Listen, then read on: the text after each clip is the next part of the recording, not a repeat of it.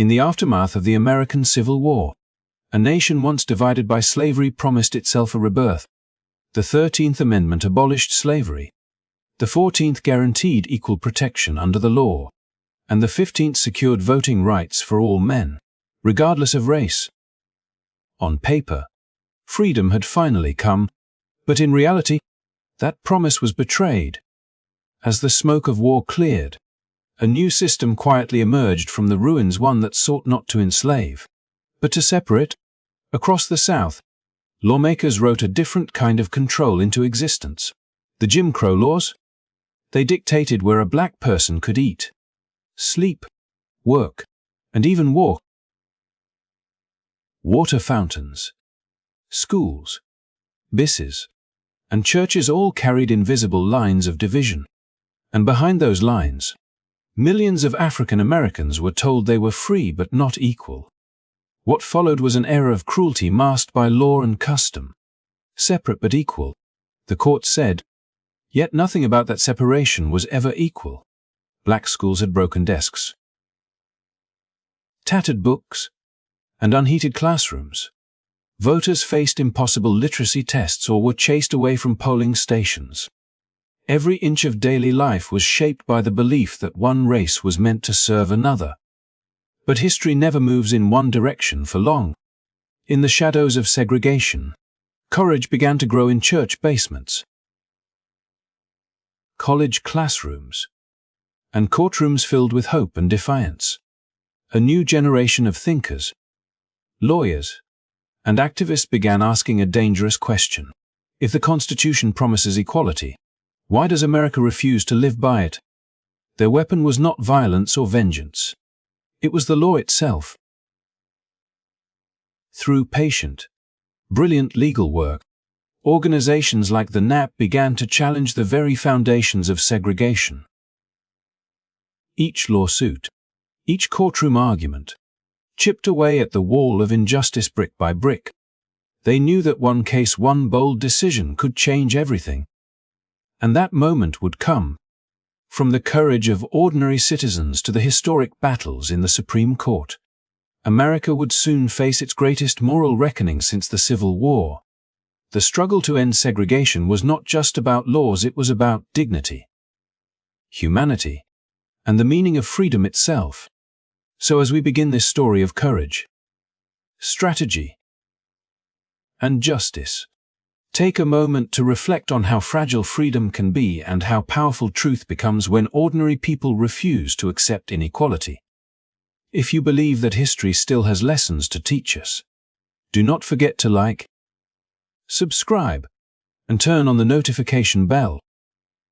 Together, we will uncover the stories that shaped the fight for civil rights, stories of resilience, justice, and the unbreakable spirit of those who refuse to live divided. The promise of freedom, written in the ink of the 13th, 14th, and 15th Amendments, should have been unbreakable. Yet for millions of African Americans, those words remained distant, a dream recited in classrooms but rarely seen in life.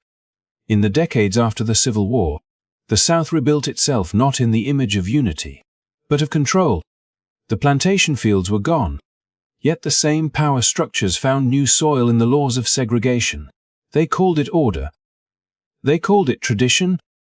But what it truly was the quiet rebuilding of inequality under a different name. By the late 19th century, the system of Jim Crow had wrapped itself around every corner of Southern life. Train cars were divided by color, schools by race, and public benches by custom.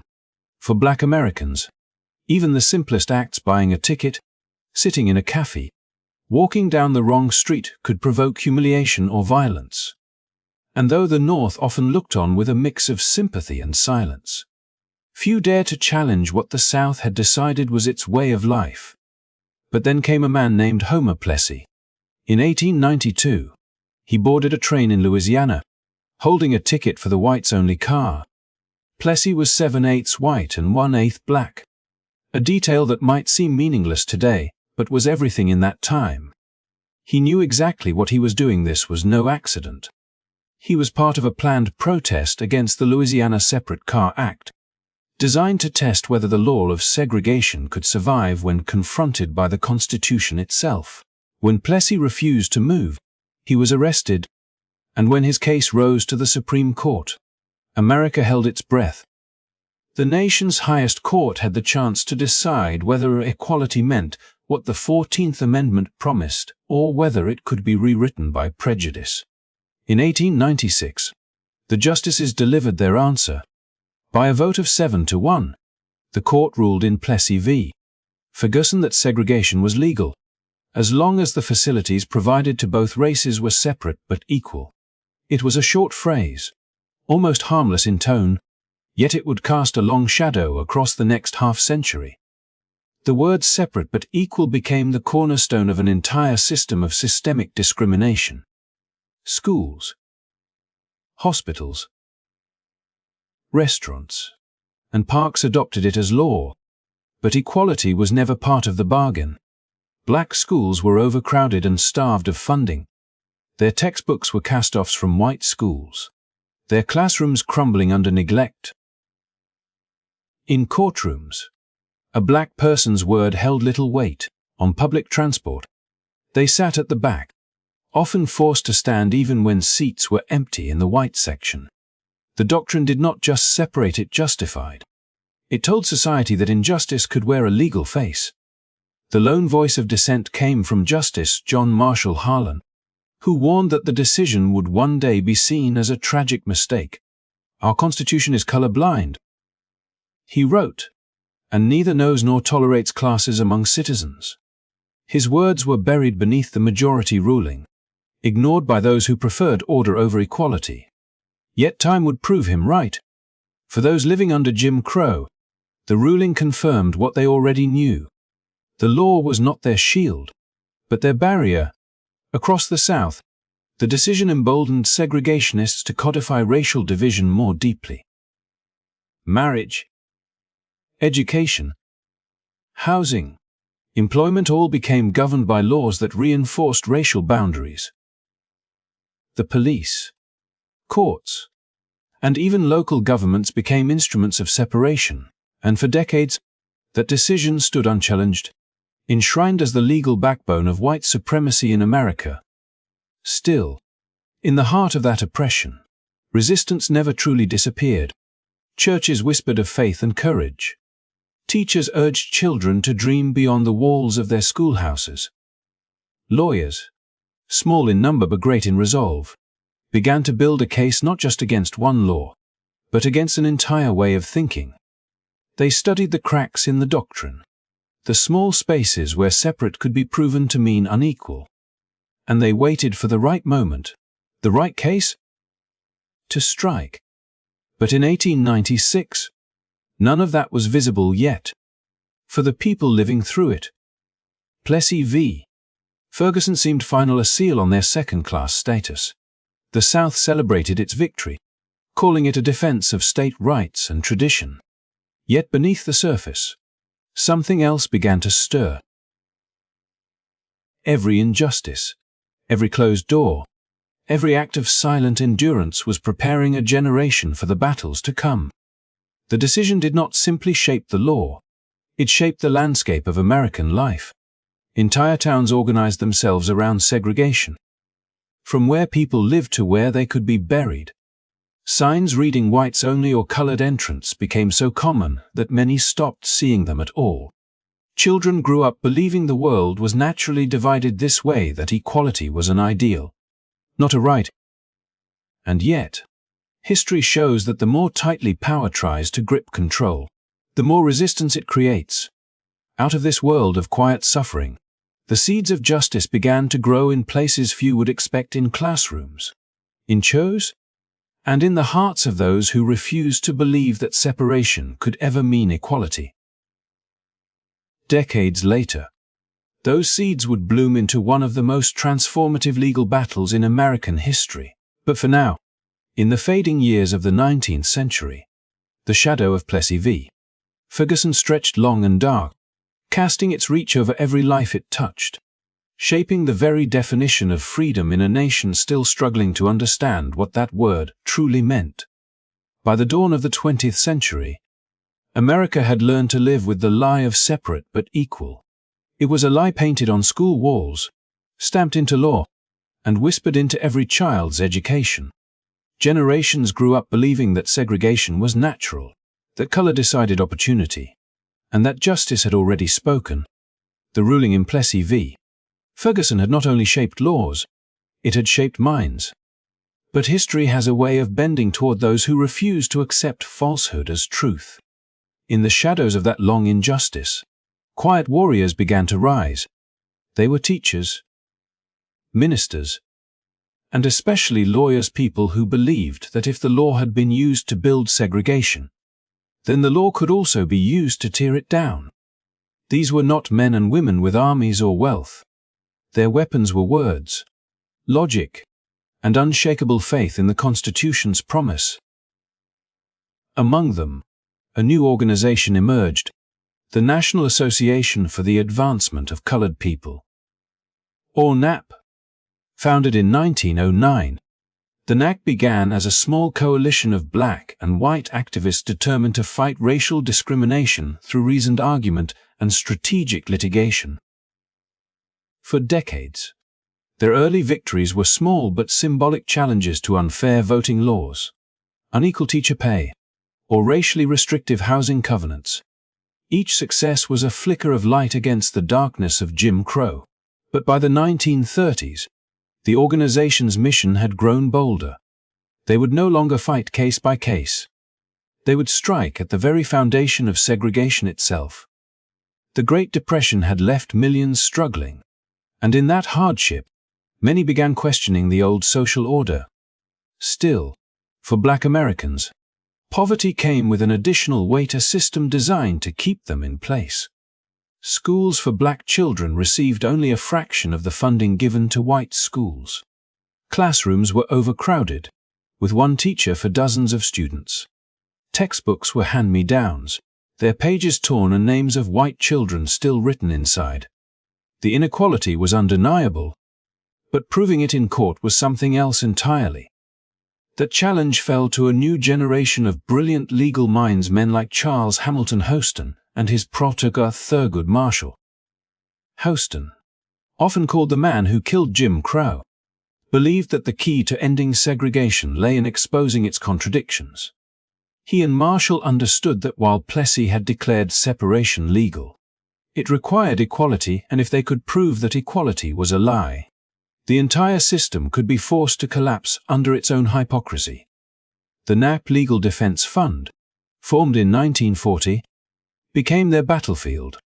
They began to collect evidence, photograph classrooms, compare teacher salaries, and document the painful reality of separate but equal. They visited schools where children learned science without equipment, where roofs leaked during storms, where libraries had no books. Each photograph, each statistic, was another weapon in their growing arsenal. They would not fight in the streets. They would fight in the courts. One of their early victories came in Missouri ex rel. Gaines v. Canada in 1938, when the Supreme Court ruled that states providing a law school for white students had to offer the same opportunities for black students within the state. It was a small decision, but it cracked open the first line in the wall of segregation. Encouraged, Houston and Marshall pushed further, challenging inequalities not only in education but also in housing, public transportation, and the right to serve in government positions. Each lawsuit became part of a larger mosaic, carefully designed to lead toward a single, inevitable confrontation: the complete destruction of Plessy v. Ferguson. But it was not only lawyers who carried this fight. Across the country, ordinary citizens risked everything to stand as plaintiffs in these cases. Parents who wanted better futures for their children signed their names on legal papers that could cost them their jobs, their homes, even their safety. Teachers who testified against unequal pay faced dismissal. Ministers who supported the lawsuits found crosses burned on their lawns. The courage of these individuals matched that of any soldier on a battlefield. Their bravery kept the movement alive when victories seemed distant and defeat felt near. By the 1940s, the tide was beginning to turn. The Second World War had forced America to confront its own contradictions. How could a nation fighting fascism abroad continue to uphold racial segregation at home? Black soldiers returned from Europe wearing medals of honor, only to find they still could not sit at a lunch counter with the people they had fought to protect. The hypocrisy became impossible to ignore. The legal arguments of the NAACP now carried not only logic but moral force. They represented the conscience of a nation awakening to its own failings. Thurgood Marshall traveled the country, sleeping in segregated hotels and eating in back rooms, preparing case after case. His team grew more confident, more precise, more daring. Each lawsuit became a rehearsal for the ultimate battle, one that would take place not in a state court, but before the Supreme Court itself. The movement had momentum, but it also carried an understanding. Change would not come quickly, the courts moved slowly, and every step forward was met with fierce resistance. Yet, with every small victory, the impossible seemed a little less out of reach. The story of the 1930s and 1940s was one of quiet revolution. It was a revolution fought with documents instead of rifles, with arguments instead of armies. But its impact would be just as profound. Through these years of struggle, the NAACP and its allies built the legal and moral foundation for what would become one of the most important court cases in American history. In the decades since Plessy, the law had been used to divide. Now, it would be used to unite. The legal battles of these years were not only about schools or housing. They were about identity, belonging, and the meaning of citizenship. The work of these lawyers, activists, and everyday people would culminate in a single moment when, at last, the Supreme Court would be forced to confront the truth that had been denied for more than half a century. The stage was set for the decision that would change America forever. By the early 1940s, the movement to challenge segregation had gained focus and precision. The tireless groundwork laid in the previous decade had evolved into a calculated strategy, one designed to dismantle Plessy v. Ferguson from within its own logic.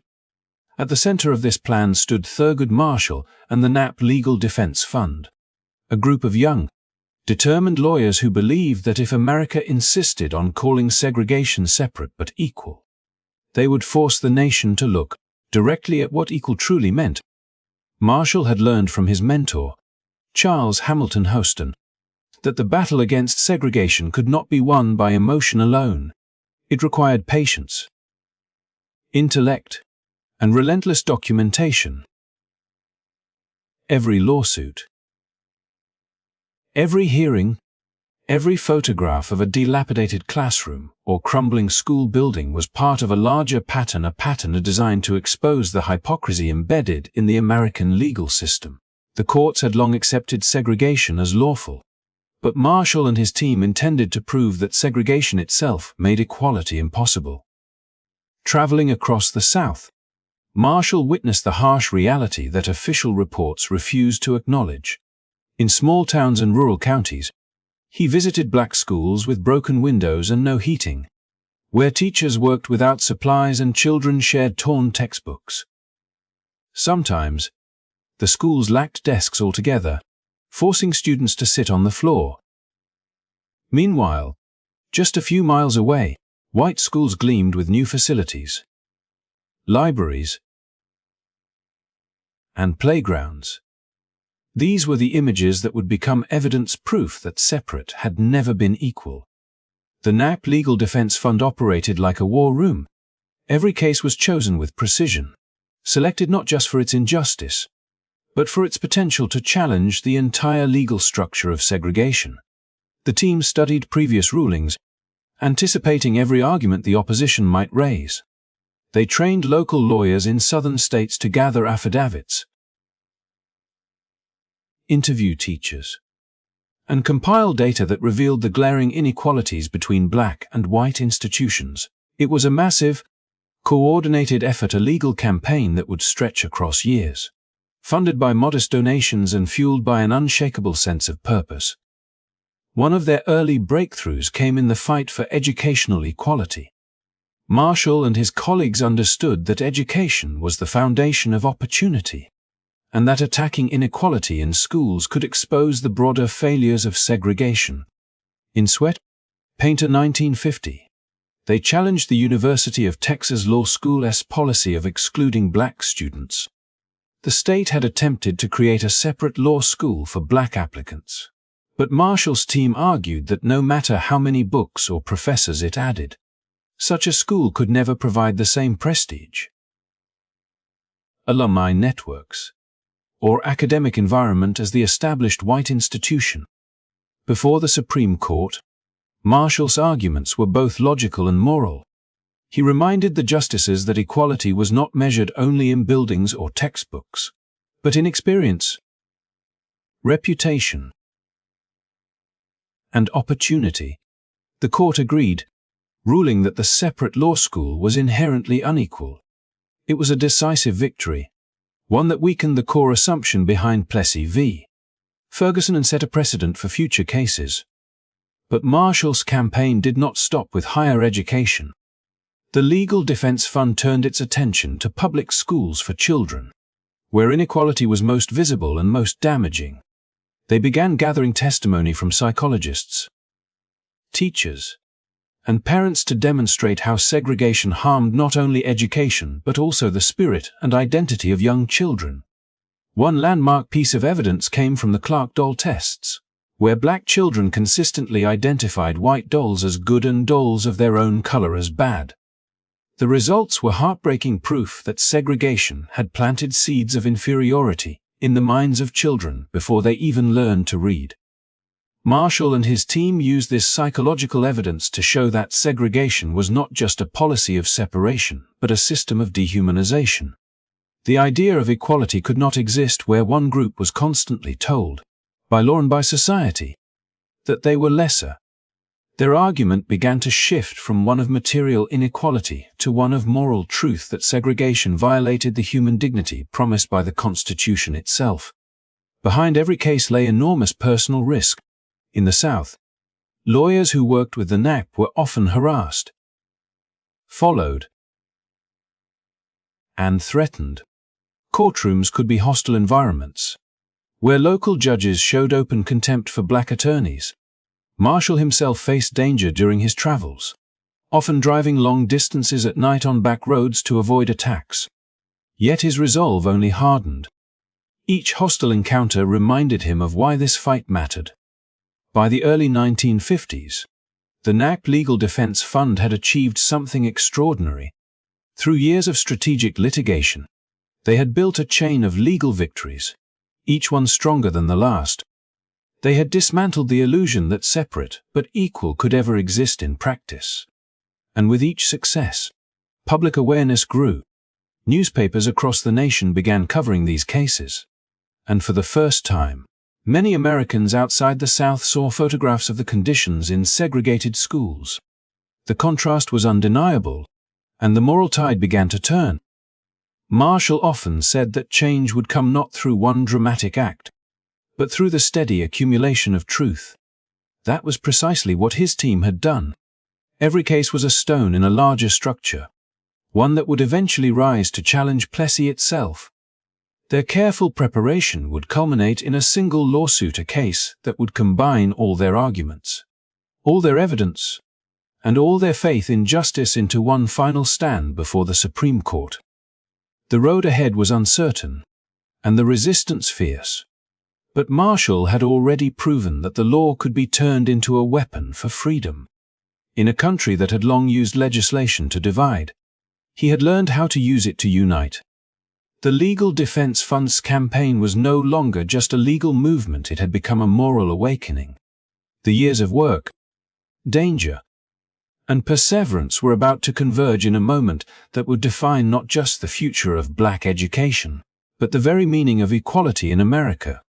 By the spring of 1954, Nearly 6 decades had passed since Plessy v. Ferguson had sanctioned segregation under the guise of equality. For generations, those words separate but equal had shaped the lives of millions, carving invisible boundaries across classrooms, neighborhoods, and dreams. But beneath that heavy silence, something extraordinary had been building. Years of patient legal battles, tireless research, and unshakable faith in justice had brought America to a crossroads. The stage was set for a case that would redefine the meaning of freedom in the modern world. Brown v. Board of Education of Topeka. At its heart, the case was about one little girl, Linda Brown, a bright third grader from Kansas who had to walk nearly a mile through a dangerous railroad switchyard just to reach her all-black school, even though a white school stood only a few blocks from her home. Her father, Oliver Brown, could not accept the injustice of explaining to his daughter why the world told her she was different. With the help of the NAACP Legal Defense Fund, he joined a group of parents across several states: Delaware, South Carolina, Virginia, and the District of Columbia, each challenging the same cruel logic that had divided their children from opportunity. Together, their cases merged into one, a collective voice echoing the same plea: education should not depend on color. Thurgood Marshall, now leading the NAACP Legal Defense Fund, carried the weight of this moment with a calm intensity. Every case he had fought, every school he had documented, every courtroom argument he had crafted, everything had led to this. For years, he and his team had gathered evidence to prove what seemed obvious to the conscience but elusive to the law, that segregation itself created inequality. Their preparation was meticulous, their purpose unyielding.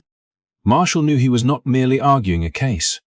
He was confronting the very foundation of American injustice. When the arguments began before the Supreme Court in December 1952, the courtroom was tense. The nation watched as Marshall stood before 9 justices, his voice measured but forceful, weaving together history, psychology, and the Constitution into a single narrative of truth. He cited not only the physical disparities between white and black schools, but also the deep psychological harm inflicted by separation. The evidence was powerful, especially the research of psychologists Kenneth and Mamie Clark, whose famous doll experiments had revealed how segregation instilled feelings of inferiority in black children from an early age. To Marshall, this was the heart of the matter. No law could claim to be equal if it made a child feel less human. The opposing side argued that education was a local matter, that customs should not be disturbed, and that separation did not imply inferiority. But even as they spoke, the moral force of the moment began to overshadow their words. America was emerging from the Second World War, claiming to be a defender of democracy and freedom abroad, yet still upholding division at home. The contrast was glaring, and the conscience of the nation could no longer look away. The justices deliberated for months, aware that whatever they decided would echo through history. Chief Justice Earl Warren, newly appointed to the court, understood the gravity of their choice. He sought a decision that would be more than legal, it had to be moral, unanimous, and unmistakable.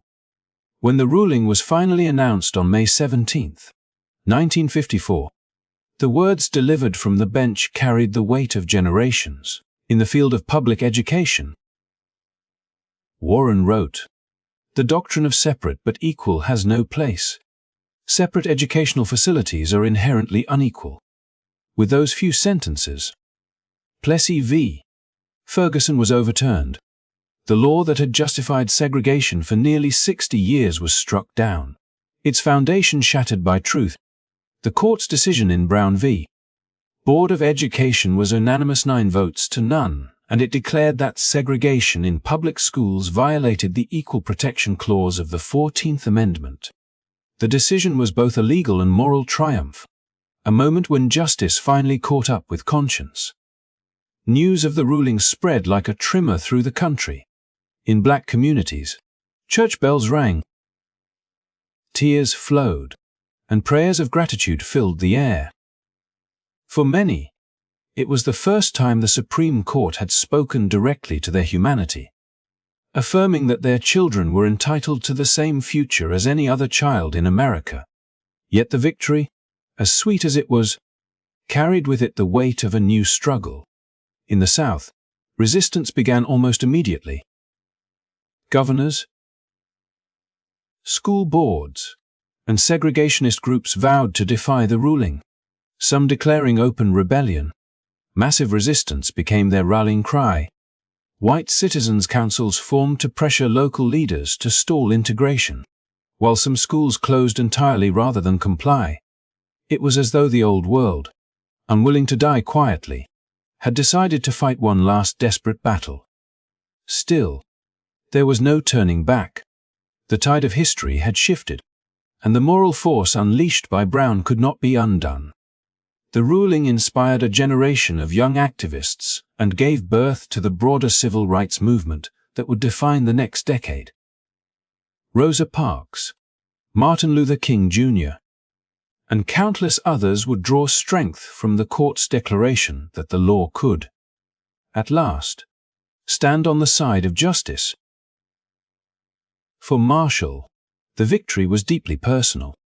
He had once been a young man denied entry to a white law school in his own home state, forced to study elsewhere because of the very laws he had now helped destroy. Standing outside the Supreme Court on that historic day, he did not celebrate loudly.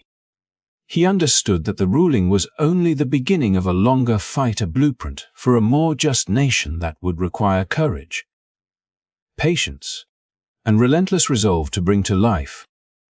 Brown v. Board of Education did not instantly erase segregation, nor did it end discrimination, but it changed the language of possibility. It redefined what justice could mean and reminded the nation that the law, at its best, could be an instrument of truth rather than oppression. It showed that courage, intelligence, and perseverance could turn even the strongest walls of prejudice into dust. In the years that followed, the struggle for civil rights would continue on buses, in courthouses, and in the streets. But from that day forward, every child who walked into a classroom, no matter their color, carried with them the legacy of Brown. The decision was more than a legal victory. It was a moral awakening, a declaration that the promises written into the Constitution were not words for some but rights for all. And though the journey toward true equality was far from over, the path had finally been opened by those who believed, against every obstacle, that justice could not be denied forever. The Supreme Court's ruling in Brown v. Board of Education should have marked the beginning of a new era of equality, a decisive step toward dismantling the long shadow of segregation. But the reaction that followed across much of the American South revealed how deeply entrenched racial barriers remained. Instead of accepting the court's decision, many Southern states launched a campaign of resistance so fierce that it threatened to undo the very progress the ruling had promised. Governors, legislators, and school boards sworn to uphold the law sought every possible way to defy it. Their defiance was not open rebellion, but a carefully orchestrated effort wrapped in the language of states' rights and local control. Behind those phrases, however, lay an unspoken determination to preserve a system of racial hierarchy that had defined Southern life for generations. In Virginia, the policy known as massive resistance emerged under Senator Harry F. Bard's leadership. School boards refused to integrate, and some districts simply shut their public schools altogether rather than allow black and white children to sit in the same classroom. In Prince Edward County, the doors of every public school remained closed for 5 years. From 1959 to 1964, white families opened private academies funded quietly by state tuition grants while black children were left without education, their future sacrificed to a political agenda. The message was unmistakable. Progress could be delayed, even denied, if local leaders were willing to pay the price. This defiance was not limited to Virginia. Across Alabama, Georgia, Mississippi, and South Carolina, similar patterns unfolded. Some states rewrote constitutions, others restructured their school systems, transferring control to private hands or creating legal loopholes to avoid compliance. Police and courts were used to intimidate, and teachers who spoke for integration risked their jobs. Even as the federal government began sending legal warnings, the machinery of resistance adapted, finding new ways to preserve the status quo under the veneer of legality. The closure of public schools carried profound social consequences. For many black families, the hope sparked by the Brown decision turned into despair. Parents watched their children lose years of education while they struggled to find community centers, churches, or volunteer teachers willing to help. In many towns, it was these makeshift classrooms set up in basements and back rooms that kept the idea of learning alive. Those years forged a new generation of resilience among young African Americans who came to understand that equality would not simply be granted by courts but demanded through persistence. At the same time, private academies blossomed across the South, funded by white communities determined to maintain separation. They were often referred to as segregation academies, though their official charters used careful wording to avoid violating federal law. Many of these institutions would later evolve into independent schools still standing today, their origins rooted in that turbulent period. For decades, their legacy continued to influence patterns of educational inequality, shaping how communities divided themselves along racial and economic lines. The clash between state defiance and federal authority soon became unavoidable. In 1957, Little Rock, Arkansas, became the center of national attention when 9 black students, later known as the Little Rock Nine, attempted to attend Central High School. The governor ordered the National Guard to block their entry, and the images of the confrontation angry mobs surrounding terrified teenagers shocked the nation. President Eisenhower, unwilling to let a state openly defy a Supreme Court order, sent federal troops to escort the students to class. The sight of soldiers guarding children on their way to school revealed the depth of the crisis. Integration was no longer just a legal issue. It had become a moral and national one. Even after the Little Rock intervention, resistance continued in subtler forms. Some districts used freedom of choice plans that appeared to comply with desegregation while maintaining de facto separation. Others employed school zoning tactics that mirrored old racial boundaries. Decades after Brown, these strategies left many schools divided not by law but by economics and geography, a legacy of resistance that outlasted the laws that had once enforced segregation. The persistence of this opposition reshaped the civil rights struggle. It revealed that true equality required more than a court decree. It demanded enforcement, activism, and national attention. The students, parents, and lawyers who faced these obstacles became the backbone of the modern civil rights movement. Their determination fueled sit-ins, boycotts, and marches that would define the 1960s, proving that change in America was not achieved through verdicts alone but through the courage of ordinary people who refused to give up. In time, federal courts began to tighten enforcement. The Civil Rights Act of 1964 and subsequent rulings gave the government new power to withhold funding from non-compliant school districts. Yet by then, the damage of the resistance years had been done. Education gaps widened, communities fractured, and mistrust deepened. Still, amidst the setbacks, the movement endured. Each confrontation, each closed school, each act of defiance became part of a longer story, one of endurance and faith that the law, when upheld, could still serve justice. The struggle that followed Brown v. Board of Education was not just about schools. It was about the meaning of equality in a nation still divided by its past. Those who resisted believed they were preserving their way of life. Those who fought back believed they were claiming their rightful place in it. Between them stood a fragile democracy, tested but not broken, learning slowly that moral progress often comes through conflict, not comfort. And though the road was long, each victory, no matter how small, pushed the country closer to fulfilling the promise of liberty written in its founding words. By the early 1960s, America stood at a crossroads. The promise of equality declared in Brown v. Board of Education remained largely unfulfilled, strangled by years of evasion and defiance in the South. The nation had witnessed the courage of children walking through hostile crowds just to attend school, the quiet dignity of sit-ins at segregated lunch counters, and the haunting images of peaceful marchers beaten and jailed for demanding rights already guaranteed to them by law. Change, it seemed, required not only moral courage but the full weight of federal authority. It was in this atmosphere, restless, divided, and morally charged, that the Civil Rights Act of 1964 was born. The struggle for this law began long before its passage, carried by countless unnamed citizens who refused to accept injustice as inevitable. Their marches filled the streets of Birmingham and Washington. Their voices echoed from pulpits and meeting halls. Their letters flooded the desks of legislators who could no longer ignore the growing demand for action. When President John F.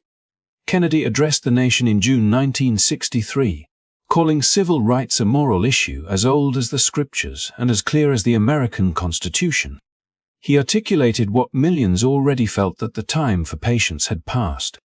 Yet his assassination that November cast uncertainty over the movement's future, leaving many to wonder whether the dream of a federal civil rights law would die with him. It was Lyndon Johnson, a man shaped by his own experiences of poverty and the politics of the South, who carried the torch forward. Standing before Congress, he invoked Kennedy's legacy and pressed lawmakers to act, declaring that we shall overcome. Those words, borrowed from the anthem of the movement, were more than rhetoric. They became a solemn pledge. After months of debate, filibuster, and resistance, the Civil Rights Act of 1964 passed, marking a turning point in the nation's conscience.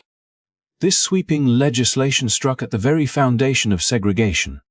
It outlawed discrimination based on race, color, religion, sex, or national origin in public accommodations, employment, and federally funded programs.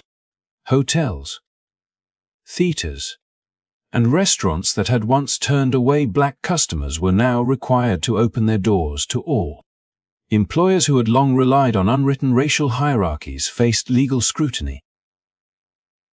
More importantly, the federal government gained new authority to enforce desegregation in schools, ending decades of delay and defiance by local officials. The symbolic weight of the act was immense. It declared, finally and unmistakably, that equality was not a regional preference but a national principle. But as history would soon show, legislation alone could not erase the barriers erected over centuries. Discrimination, once written in law, had shifted into subtler forms through voter suppression, economic inequality, and political manipulation. While the Civil Rights Act opened public spaces, millions of African Americans still faced insurmountable obstacles at the ballot box. Literacy tests, poll taxes, and arbitrary understanding clauses continued to strip citizens of their right to vote. Particularly in the Deep South, local registrars could delay, reject, or intimidate applicants with impunity. Without the power to vote, the victories in courts and Congress risked becoming hollow. That realization came to a head in Selma, Alabama, where activists organized peaceful marches demanding voting rights. The response was brutal. On March 7, 1960, Known now as Bloody Sunday, state troopers attacked marchers on the Edmund Pettus Bridge, their clubs and tear gas turning a peaceful protest into a national outrage. Images of the violence spread across the country, igniting moral outrage that could no longer be contained. Americans who had watched from a distance now saw the price of injustice in real time. President Johnson, recognizing the gravity of the moment, addressed the nation before Congress days later. His words, calm yet resolute, carried the weight of history. Their cause must be our cause too, because it is not just Negroes, but really it is all of us, who must overcome the crippling legacy of bigotry and injustice. Within months, the Voting Rights Act of 1965 was signed into law. This new act attacked the problem at its core. It outlawed discriminatory voting practices, suspended literacy tests, and placed federal examiners in states with histories of suppression. For the first time, the federal government assumed direct responsibility for protecting citizens' right to vote. The results were immediate and profound. Within a few years, voter registration among African Americans in the South soared, and the political landscape began to change. Town councils, school boards, and legislatures that had been entirely white for generations now began to include black representatives. Democracy, long denied to millions, began to expand in practice, not just in theory. Still, these victories came at a high cost. Activists who had risked their lives in the struggle, people like Fannie Lou Hamer, Medgar Evers, and countless unnamed volunteers carried the scars of their resistance. Many were harassed, beaten, or even killed for daring to demand the most basic rights. Yet their courage had rewritten the story of America. They had forced the nation to confront its contradictions and proved that democracy could evolve when citizens demanded it. The Civil Rights Act of 1964 and the Voting Rights Act of 1965 did not end racism, but they transformed the landscape of American law and conscience. They shifted the balance of power from state resistance to federal enforcement, ensuring that civil rights were no longer a matter of regional discretion. They also inspired new movements: women's rights, disability rights, LGBTQ+ advocacy, all drawing strength from the precedent that equality could be legislated, defended, and expanded. In the years that followed, schools that had once closed their doors began to reopen under federal supervision. Public facilities were desegregated, and workplaces gradually diversified. The struggle for equality, once fought in courtrooms and on the streets, found new arenas in classrooms, offices, and voting booths, each generation built upon the last, carrying forward the same unyielding belief that justice, though delayed, could still prevail. The passage of these two monumental acts marked the moment when the ideals of the Constitution came closer to reality. They were not the end of the story, but the bridge between protest and policy, between moral conviction and legal enforcement. For every marcher in Selma, every student in Little Rock, and every family who endured the long years of defiance, these laws stood as proof that the nation could, at last, turn its promises into practice. And though the journey toward true equality would continue, the Civil Rights and Voting Rights Acts ensured that the march would go forward no longer as a plea for recognition, but as a rightful claim to the freedom that had always belonged to all. The legal battles that reshaped America's conscience did far more than overturn unjust laws. They redefined what justice itself could mean in a democracy. From the courageous lawyers of the NAACP to the students who braved mobs for the right to learn, each victory in court was not only a triumph of logic and law, but a declaration of faith in the nation's founding promise. When the Supreme Court finally struck down segregation and the Civil Rights and Voting Rights Acts followed, the country stood at a moral crossroads. For the first time, equality was not an aspiration written in faded ink, it was a living, enforceable right. Yet even in victory, Those who fought understood that the law alone could not erase prejudice. What these rulings accomplished was something deeper. They gave future generations the language, the courage, and the legal foundation to demand fairness wherever injustice hid. From that foundation grew new movements, ripples that became waves. Women fighting for equal pay, activists demanding fair treatment for people with disabilities, advocates for the LGBTQ+ community seeking the same dignity once denied to others, all found inspiration in the civil rights struggle. They saw how disciplined strategy, moral clarity, and relentless persistence could move the conscience of a nation. The march from Montgomery to Selma echoed in marches for marriage equality, for workplace rights, for justice reform. The phrase equal protection under the law, once used to challenge segregation, became the rallying cry for anyone who had ever been told to wait for fairness. These victories also reshaped how Americans saw themselves. They revealed that progress was not given, it was earned, and often painfully so. The men and women who changed history did not hold great offices or command armies. They were teachers, ministers, mothers, students, people who believed that decency was worth fighting for. Their courage became the nation's moral compass, guiding each new generation to confront the injustices of its own time. And though the battles have changed form, the question remains the same. How far will a society go to honor its promise of equality? Today, when we look back at the long arc of that struggle, it is tempting to see it as inevitable, as if history naturally bends toward justice. But the truth is more complicated. Every step forward was met with resistance. Every law passed had to be defended again and again.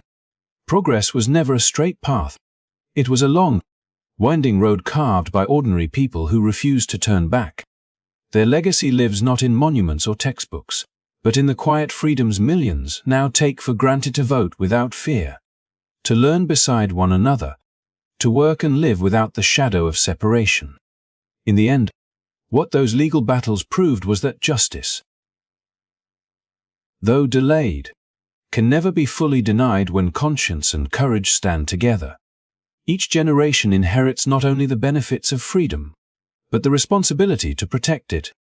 The story of desegregation, board, of Selma and beyond, is not just Black history or American history, it is human history. It is the reminder that no matter how deeply injustice is rooted, it can still be uprooted when people choose principle over comfort and unity over division. And so, as we close this journey through one of the most defining struggles in modern history, let us remember that equality is not a finished chapter, it is a living promise. The laws may have changed, but the work of justice never ends. Each of us holds a part of that legacy in our hands. Whether by standing up for fairness in our communities, challenging bias in our institutions, or simply teaching the next generation the value of empathy and truth, we continue the march started by those who refused to live divided. If this story moved you, if it reminded you of the power of ordinary people to make extraordinary change, then help us keep that spirit alive. Like this video, subscribe to the channel, and turn on notifications so you won't miss the next story that explores how history's most courageous moments continue to shape our world today. By doing, you are not just supporting the channel, you are helping keep these lessons of justice, hope, and unity alive for others to hear. Thank you for joining us on this journey through the legal battles that ended segregation and redefined the meaning of equality. May we carry their lessons forward not just in words, but in action, because the story of freedom is never truly over. It lives on in every choice we make to stand on the side of justice.